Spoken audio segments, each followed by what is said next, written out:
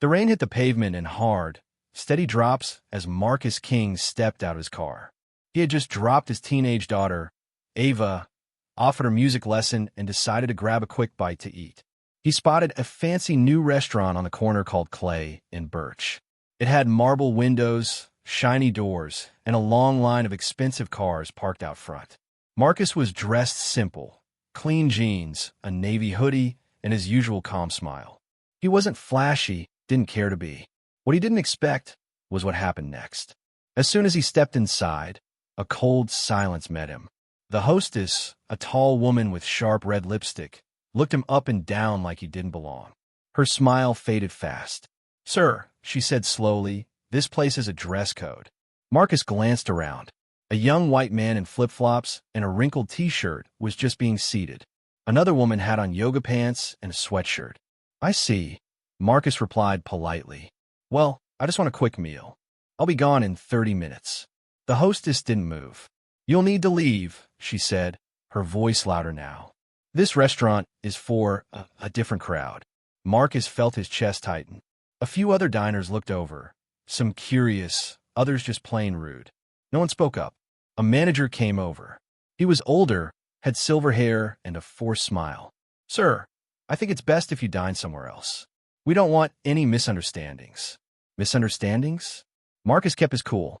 "You sure about that?" he asked. The manager nodded. "Very sure." Marcus didn't argue. He turned, walked out, and stood by the window in the rain. But what the staff didn't know, Marcus wasn't just any customer. He wasn't just anyone walking in off the street. He owned the building they were standing in. And in exactly 10 minutes, the real surprise was going to begin. Marcus stood in the rain a few minutes longer, just watching.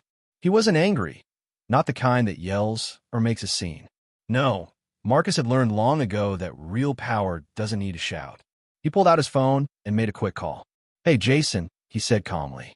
"You still in the area? Meet me at Clay and Birch." "Yeah, it's time." 10 minutes later, a sleek black car pulled up.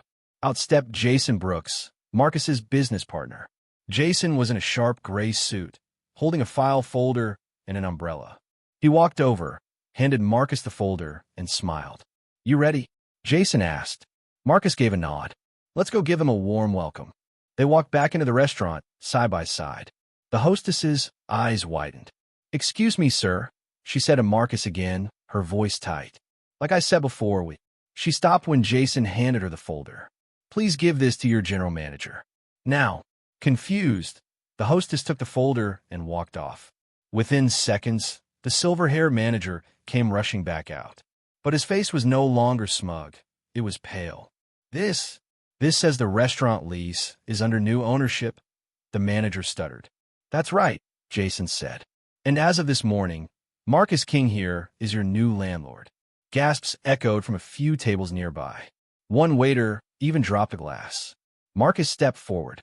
"So, I was wondering, do you still think I'm not welcome here? Or was that only because you didn't know who I was?" The manager stammered. "Sir, I apologize. We had no idea. This is just a misunderstanding." Marcus raised an eyebrow. "No, it's not." He turned to the dining room. "Everyone hear that? I wasn't good enough for lunch an hour ago. Now, I own the building they're serving it in." A few customers started clapping quietly. One woman mouthed, "Wow." Marcus looked back at the manager. "You and your staff have two choices," he said calmly. "Treat every guest with respect, or pack your things by the end of the day." The manager's jaw dropped. "You can't do that." Marcus smiled, his voice still cool. "Actually, I can." By the next day, Clay and Birch was trending on local news and all over social media. A video someone took of Marcus standing in the middle of the restaurant had gone viral. "Man refused service, buys the building, and flips the script." People loved it. But Marcus wasn't done. He called a staff meeting that week. Some employees looked nervous, others hopeful. "I'm not here to fire people for no reason," Marcus began. "But if you work here, you treat people right. I don't care what they wear, what they look like, or where they come from. If they walk in with respect, they get respect." The rude hostess? Gone. The silver-haired manager? Replaced. Marcus promoted a young black woman named Tasha, one of the waitresses who'd quietly slip him a napkin that first day with the words "sorry." "This place sucks sometimes." Under her new leadership, Clay and Birch became known as one of the most welcoming places in town. People of all backgrounds started eating there, and business boomed.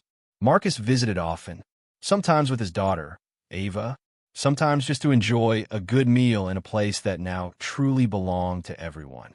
One evening, as he sat near the window, a couple walked in, clearly tired, a little underdressed. The new hostess started to say something, but then caught herself, smiled, and said, "Right this way." Marcus leaned back, proud.